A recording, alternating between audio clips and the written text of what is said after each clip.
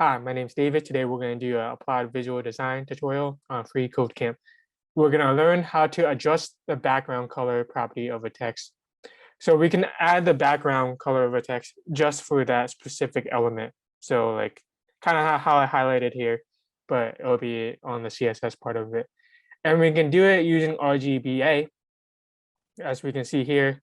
And then the syntax for it is that R is red, G is green, blue is blue. And this is a new one that we haven't seen before, which is A, alpha, which is the level of opacity for that. So you can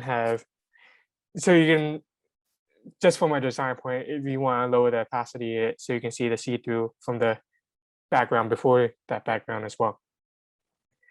So for this exercise, sorry, it wants you to make the text stand out more and adjust the background color of the H4 element to the given RGBA value.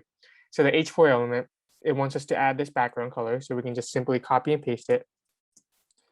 And we can see here, it adds that background just for that element. And we can see what this H4 covers as well. And now it wants us to remove the height property, so we can delete that. And then we want to add the padding of 10, and then the padding will affect the space here.